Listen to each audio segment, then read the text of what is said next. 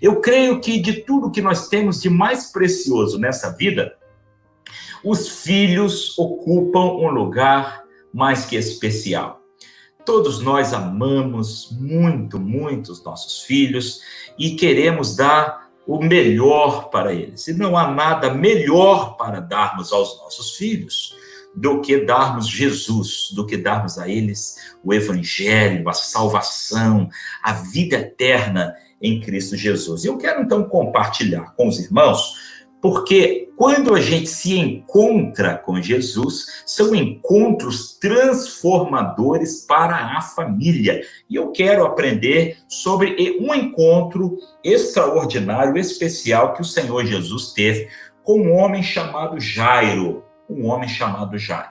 Por favor, abra sua Bíblia em Marcos capítulo 5. Eu quero ler do versos 21 a 25 e depois de 35 a 43. Então, deixa a sua Bíblia aberta aí. Se você gosta de ter uma caneta, vai marcando, vai anotando. Essa é a sua hora. Verso 21 diz assim: quando Jesus voltou de barco para o outro lado, isto é, Jesus acabava de retornar lá do outro lado do lago, quando ele esteve com aquele endemoniado Geraseno. Então, ele atravessa o lago naquela tempestade, chega lá, liberta aquele endemoniado e ele retorna.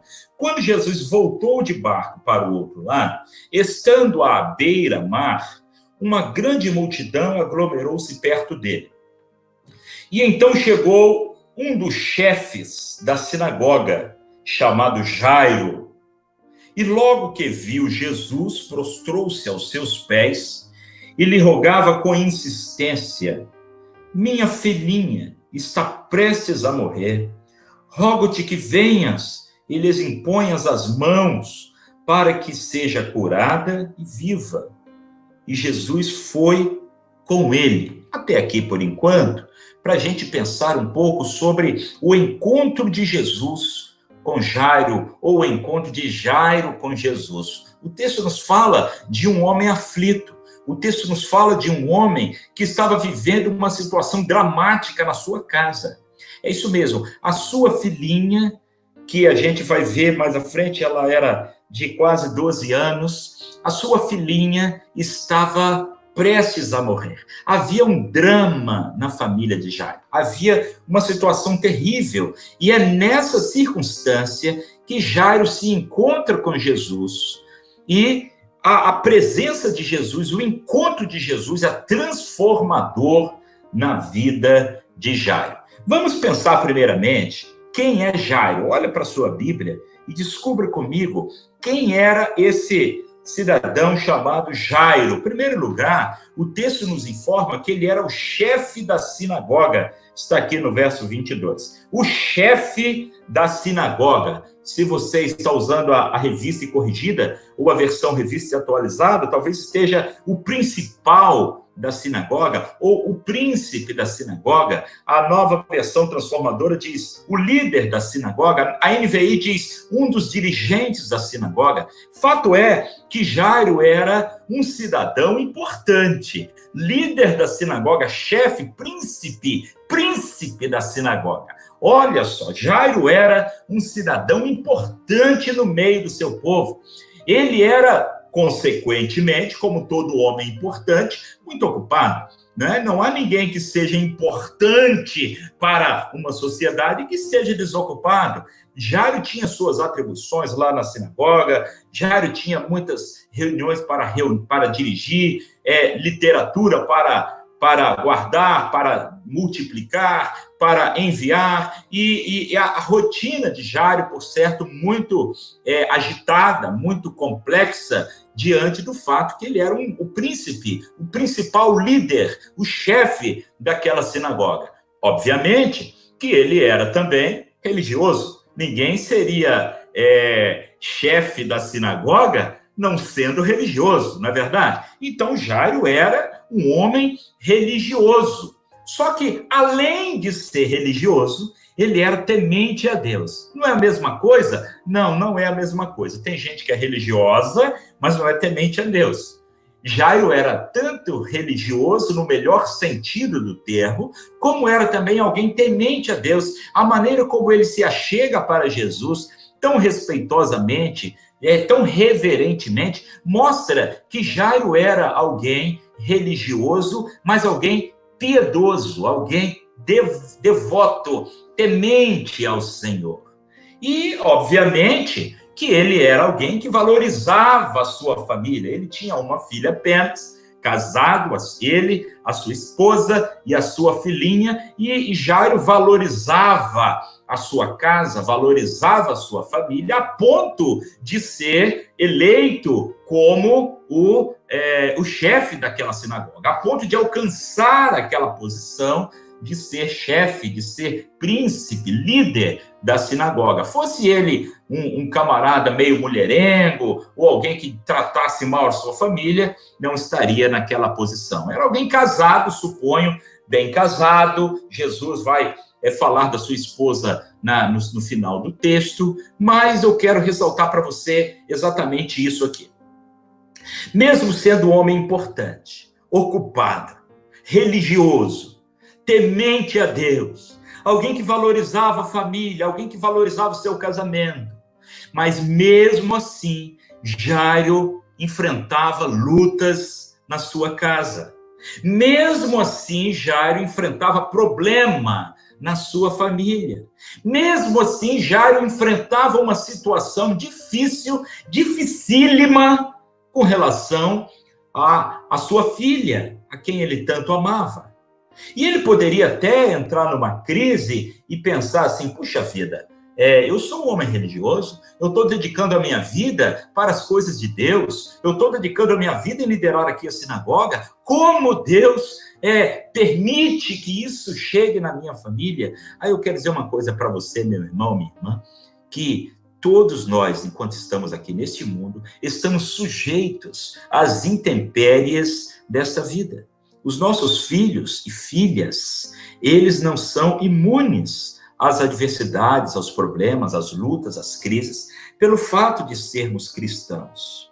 Os nossos filhos estão expostos ao perigo, às doenças, às influências, às más companhias, à exposição da mídia e tudo mais. E nós precisamos estar muito atentos para cuidarmos bem dos nossos filhos. Algumas vezes, nós nos preocupamos em ganhar o mundo para Jesus, mas esquecemos de ganhar os nossos filhos.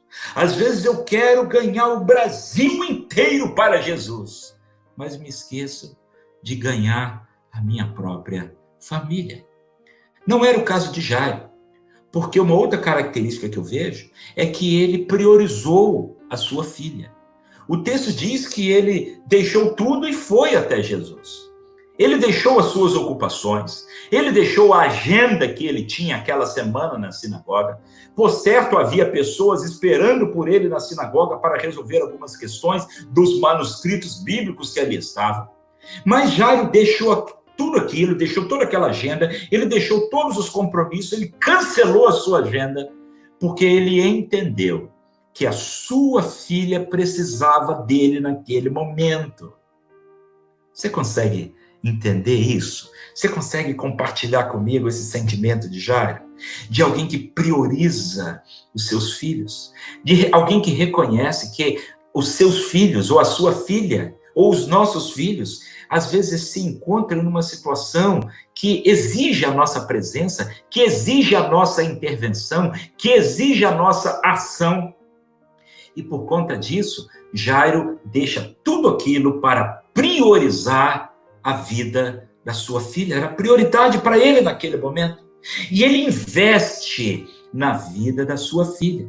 Olha, irmãos, é claro que todos nós investimos na vida dos nossos filhos, né? A gente compra roupa, compra calçado, compra alimento. Ninguém compra alimento ruim para os seus filhos. coisa velha, vencida, estragada. Não, a gente procura comprar dentro das nossas possibilidades o melhor para os nossos filhos.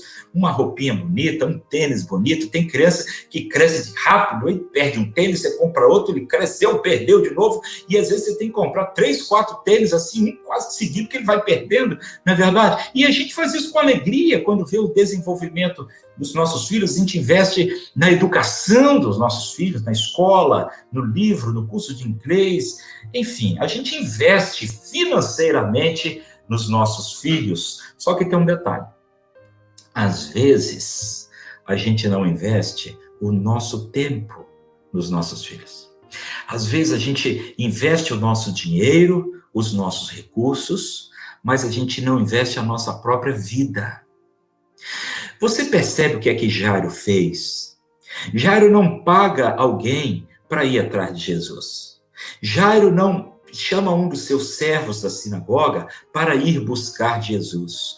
Ele mesmo investe o seu tempo, ele mesmo investe a sua vida, ele se coloca a serviço da sua filha, ele investe na sua filha para procurar Jesus. Então, Jairo, ele prioriza a menina, a filha, ele investe na vida da sua filha e ele busca em Jesus a solução para aquela sua filha que estava à beira da morte.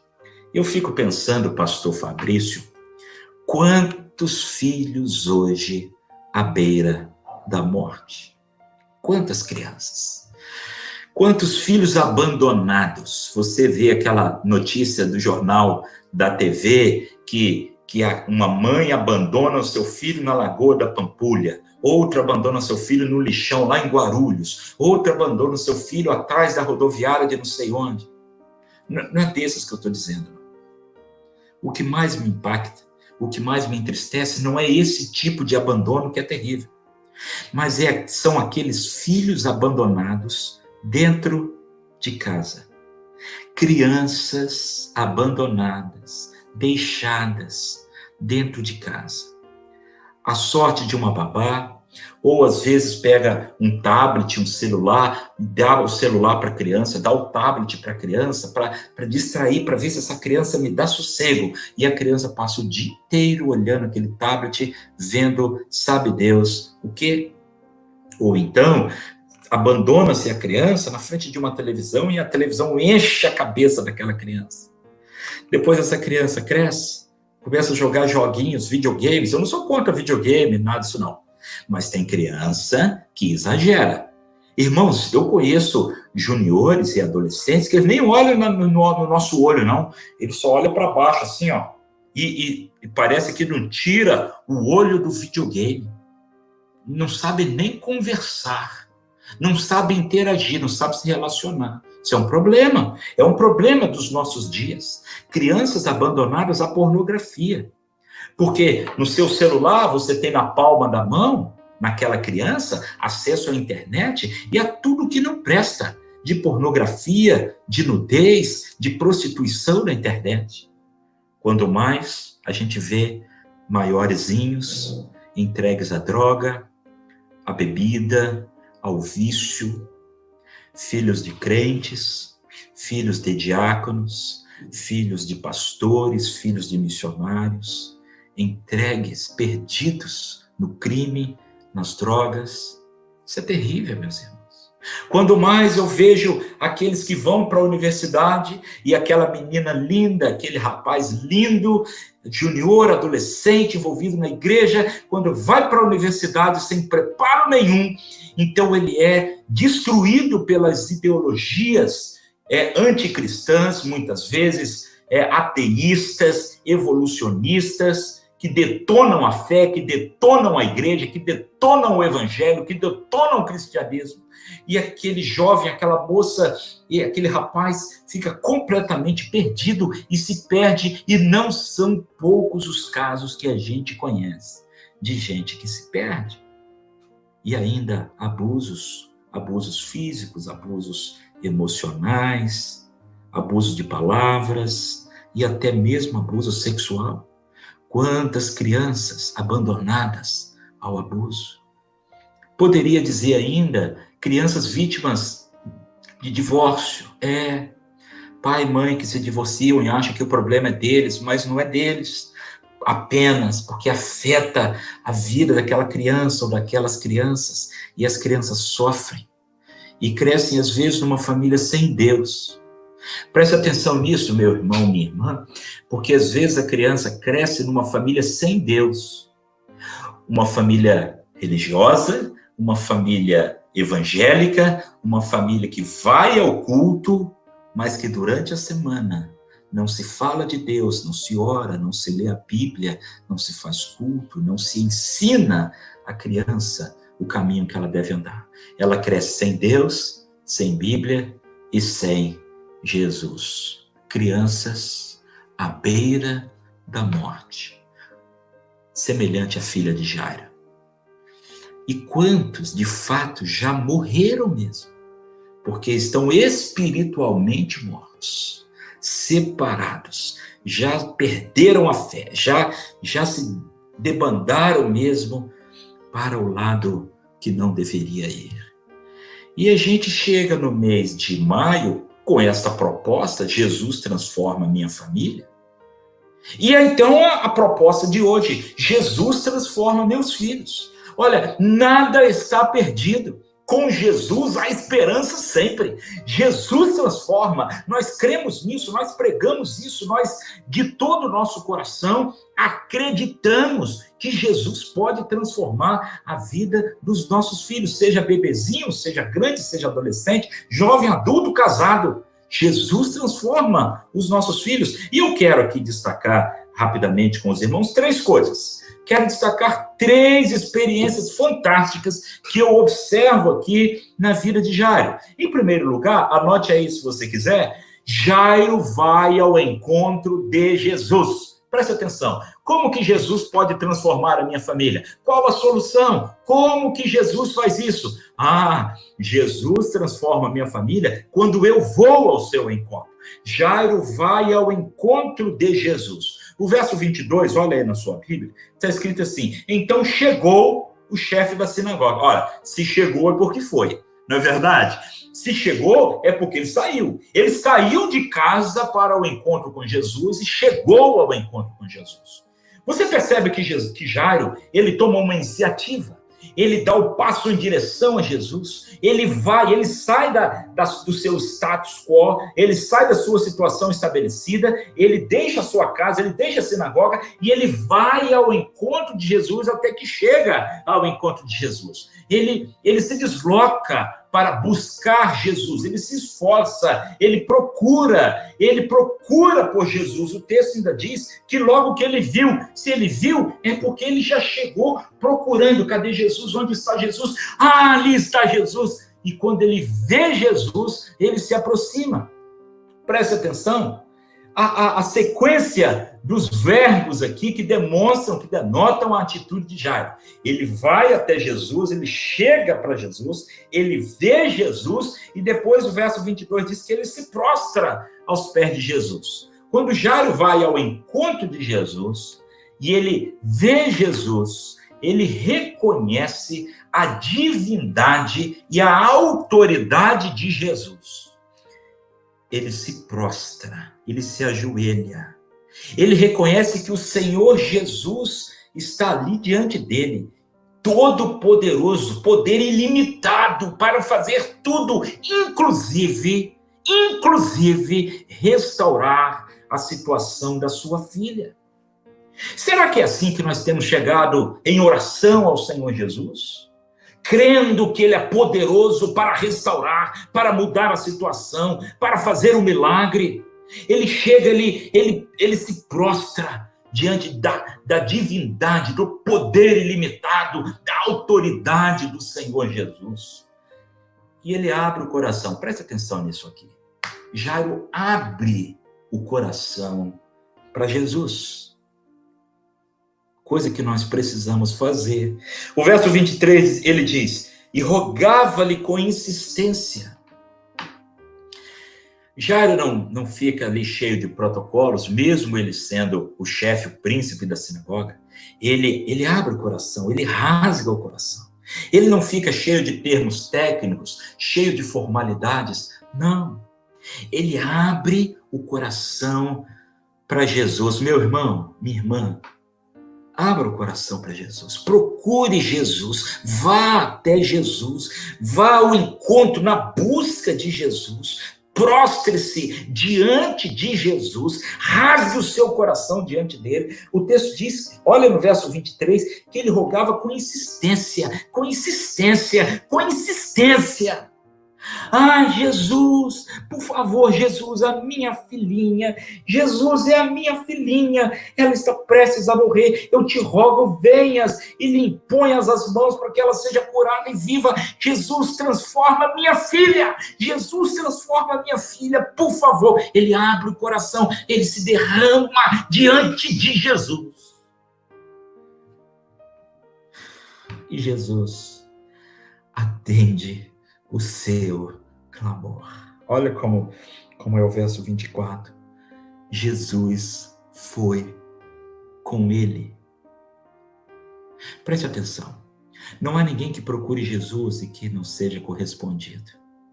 Não há ninguém que vá até Jesus e que seja ignorado. Não há ninguém que procure e clame por Jesus e seja desprezado. Não. Quando nós clamamos a Ele, quando nós abrimos o coração diante dEle, nos rasgamos, nos prostramos, choramos diante do Senhor, Ele sempre caminha conosco. Jairo foi ao encontro de Jesus. Uma segunda lição. Jairo perseverou em fé. Vá para o verso 35, que do verso 24 ao 34, entra a moça com fluxo de sangue, a mulher com fluxo de sangue, aí Jesus que me tocou, aquela história toda. Aí no verso 35, Jesus já tinha curado a mulher do fluxo de sangue. Filha, vá em paz, a sua fé te salvou. Verso 35, enquanto ele ainda falava com a mulher, Jesus falava com a mulher, enquanto ele ainda falava, chegaram pessoas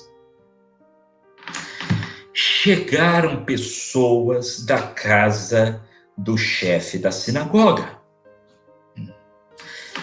Meus irmãos, há momentos em que as notícias chegam e essas notícias são terríveis. Há momentos na vida em que as coisas parecem terríveis. As notícias são terríveis e as coisas parecem terríveis. Eu fico me colocando no lugar de Jairo, quando ele está caminhando com Jesus para casa e aquelas pessoas chegam. Se fosse eu, meu coração ia gelar. O que eles vão dizer? E aí eles dizem, no verso 35, eles dizem o seguinte: a tua filha já morreu. Sabe aquele momento que a gente fica sem chão? Sabe aquele momento que o mundo parece que está desabando? Era esse o momento de Jairo. Jairo, a tua filha já morreu. E eles ainda acrescentam: por que ainda incomodas o mestre? Sabe aqueles momentos em que a cabeça da gente dá um nó? Puxa, mas eu estou buscando Jesus, eu estou levando Jesus para minha casa.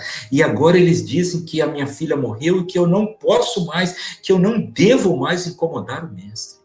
E Jairo fica naquela crise, sem saber o que fazer. Se ele chora, se ele agradece Jesus, se ele dispensa Jesus, se ele continua chamando Jesus para ir a si mesmo.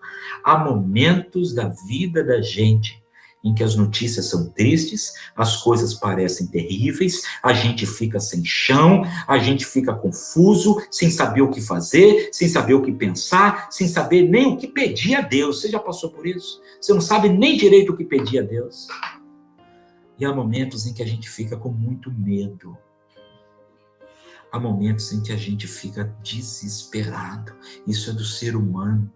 Isso acontece comigo, com você, especialmente quando diz respeito aos nossos filhos, que são tão preciosos. E no meio daquele falatório, daquele burburinho, a filha morreu, não incomodes o mestre. Jesus Verso 36, olha o verso 36. Jesus percebendo isso. A século XXI diz, Jesus percebendo isso. Há uma variação aqui nas traduções, porque a Revista Corrigida diz ouvindo isso, percebendo, muito parecido. A NVI diz não fazendo caso disso. A RA diz sem acudir a tais palavras. Aí eu fui ver exatamente o que significa essa palavra, e a ideia é de que Jesus ouviu o que foi dito, mas não aceitou. Ele negligenciou aquela palavra. Então ele diz assim, Jairo, não se importa com o que estão dizendo. Se importe com o que eu estou te dizendo. Não se importe, Jairo, com as evidências que o mundo aponta. Não se importe, Jairo, com toda essa circunstância. Eu estou aqui com você. Eu estou indo na sua casa para transformar a sua filha. E aí, então, ele diz uma frase extraordinária. Não temas, crê somente. Não temas, crê somente. Jesus vai além do que dizem. Jesus está acima das circunstâncias e do que parece ser irreversível. Jesus está acima de tudo porque ele tem todo o poder. Ele diz a Jairo, não temas, crê somente. Persevere em fé, Jairo. Não desista, Jairo, da sua filha. Não desista, minha irmã, meu irmão, do seu filho, da sua filha, dos seus filhos. Não desista. Jairo, não tenha medo. Jairo, creia, meu irmão, minha irmã, não tenha medo. Creia, persevere em fé. Lute pelos seus filhos diante de Deus. Lute pelos seus filhos. Terceiro lugar, Jairo viu um milagre na casa dele. Primeiro, Jairo vai ao encontro de Jesus. Segundo, Jairo persevera em fé. Em terceiro, Jairo vê o milagre. Olha o verso 37 em diante. Jesus não permitiu que o acompanhassem, com exceção de Pedro, Tiago e João, irmão de Tiago. Quando chegaram à casa de Jairo, a casa do chefe da sinagoga, Jesus viu ali um alvoroço. Preste atenção. Quando Jesus chega na casa de Jairo, o que é que havia na casa de Jairo? O que há em muitas casas hoje. Preste atenção que há semelhanças. O que havia na casa de Jairo? Alvoroço, choro e lamento. Olha aí. Chegaram à casa, Jesus viu o alvoroço dos que choravam e lamentavam.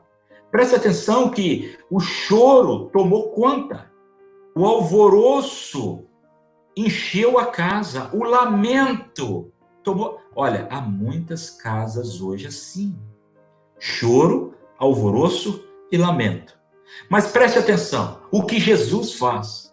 Porque é interessante que Jesus não se desespera. Jesus poderia voltar para Jairo e dizer, Jairo, é muita confusão nessa sua casa, é muito alvoroço, é muito lamento, não dá para mim, eu não dou conta. Não, senhores, Jesus transforma a casa de Jairo, Jesus transforma a situação da família de Jairo, Jesus transforma a filha de Jairo, ele transformou toda aquela situação. Olha aí, verso 39. Quando ele entrou, Jesus já entrou na casa, dando ordem e fazendo o seguinte: por que fazeis esse alvoroço e chorais?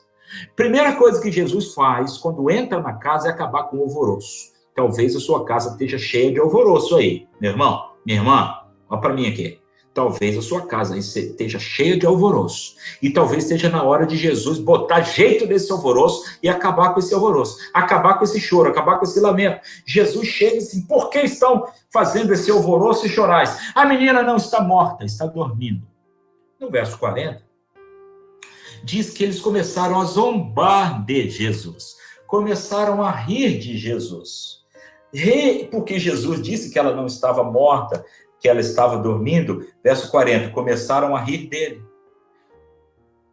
Olha na sua Bíblia aí. Quando começaram a zombar de Jesus, o que é que Jesus fez? Olha aí o verso 40. Ele, porém, fez com que todos saíssem. É isso mesmo. Jesus botou os zombadores todos para fora. Jesus botou aquele povo que estava fazendo alvoroço na casa de Jairo, tudo para fora. Pode ir embora, vocês não são bem-vindos aqui. Vocês, pode ir embora, tchau para vocês.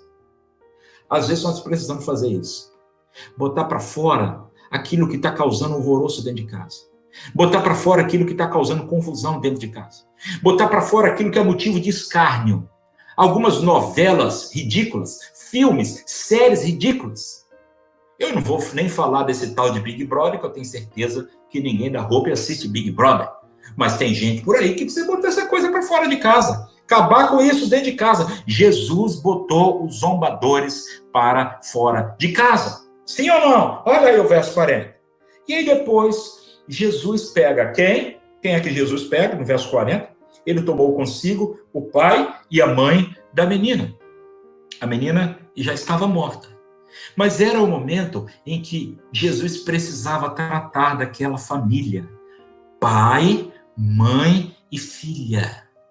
Às vezes, irmãos, pai, mãe e filha estão debaixo do mesmo teto, mas estão distantes uns dos outros. Porque estão o tempo todo no WhatsApp, o tempo todo no Facebook. Tem pai que manda recado para filho no WhatsApp, estando os dois no mesmo sofá. Isso está errado.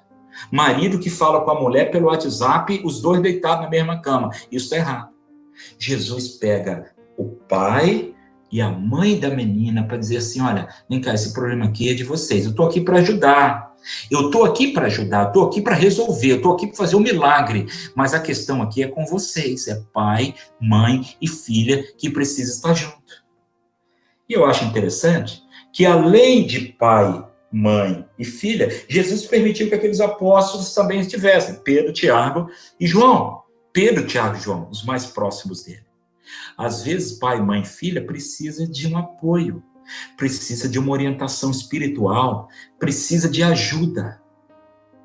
Não deixe para pedir ajuda tarde demais. Se você precisa de ajuda, peça ajuda. Jesus vai e leva Pedro, Tiago e João para dizer assim, estamos aqui para ajudar vocês, papai e mamãe. Verso 41. Mediante a situação de Jairo, da sua esposa, da sua família, o clamor, a fé, a perseverança, Jesus vai até aquela menina. Jesus toca naquela menina, toca na sua mão e diz para ela, Jesus fala com ela. Presta atenção. Jesus quer se aproximar do teu filho. Jesus quer tocar no teu filho e Jesus quer falar ao coração do teu filho. E você é instrumento de Deus para isso. Tenha o seu filho 6 meses, 6 anos, 16 anos, 26 anos, 60 anos, não importa. Jesus quer se aproximar do seu filho. Jesus quer tocar no coração dos seus filhos. Jesus quer falar ao coração do seu filho para trazer os seus filhos à vida plena, à vida espiritual, à vida verdadeira. Talita cumi, que quer dizer, menina, eu te digo, eu te ordeno, levanta-te. E o verso 42, olha aí, nos diz que a menina reviveu. Então a menina que tinha 12 anos de idade, levantou-se imediatamente. A menina que estava morta. A menina que aqueles outros já estavam alvoroçados e chorosos porque ela já estava morta. Jesus fala, toca e diz a ela, levanta. Ela levantou, mediante a palavra de Jesus. Ele quer fazer isso com seus filhos. Minha irmã, meu irmão, você que tem filhos afastados, você que tem filhos longe do Senhor, você que tem filhos pequenos, meninos e meninas dóceis, lindos e maravilhosos, mas que também carecem do Evangelho. Jesus quer fazer isso com seus filhos. Ele quer ressuscitar, reviver, regenerar, fazer nascer de novo, vida nova em Cristo Jesus. O verso 42 diz que todos ficaram admirados. É isso que acontece.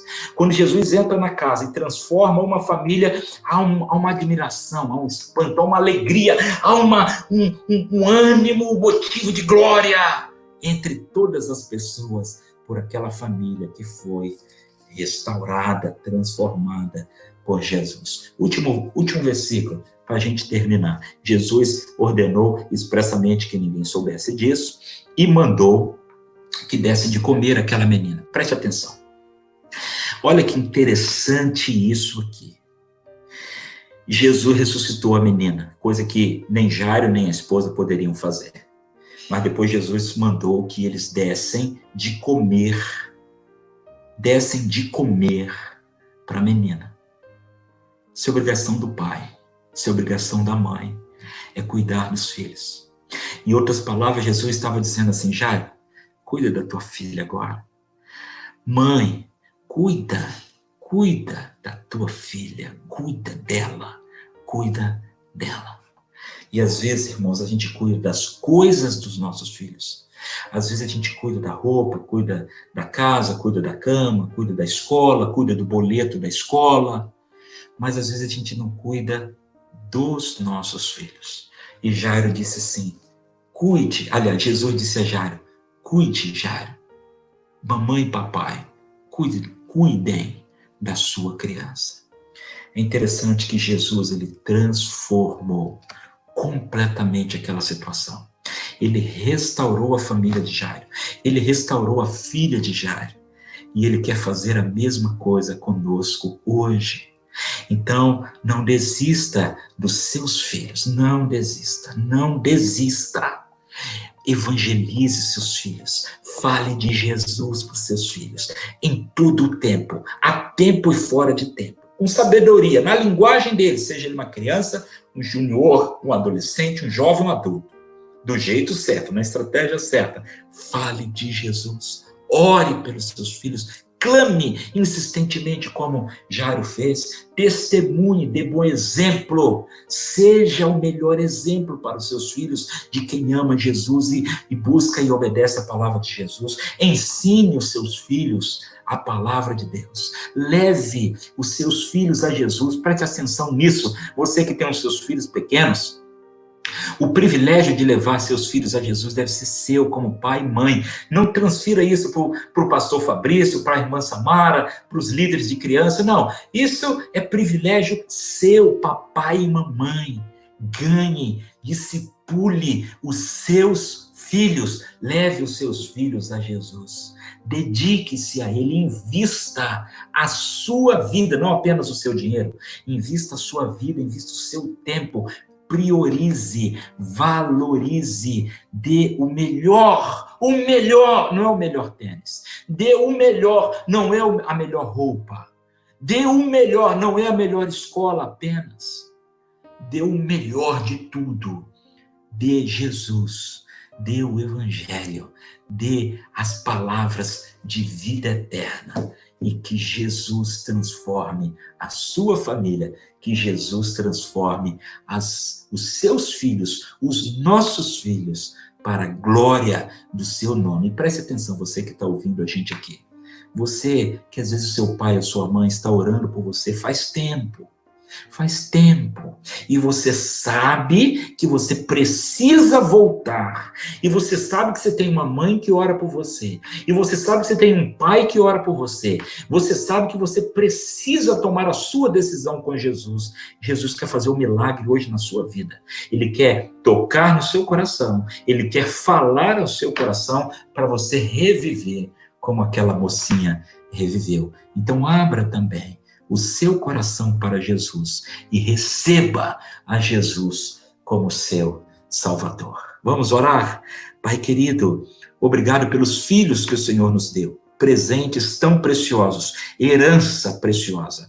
E eu peço que o Senhor nos ajude, como pais e mães, a criar os nossos filhos nos teus caminhos, ensiná-los a tua vontade, a tua verdade e levá-los a Jesus. E se porventura, Senhor, aquele que estiver desviado, afastado dos teus caminhos, o coração da mamãe, o coração do papai chorando agora. Ó Deus, tem misericórdia, faz um milagre e transforma a vida desses filhos, traz-os de volta, restaura a sua vida. E se porventura algum estiver conosco, nos ouvindo, agora, ou mesmo depois com a gravação deste vídeo, que seja um tempo de salvação, que seja um tempo de quebrantamento, de arrependimento, de entrega de vida a Jesus. Ó Deus, nosso Pai, ó Jesus amado, transforma nossa família, transforma os nossos filhos, pois oramos em nome de Jesus. Amém e amém.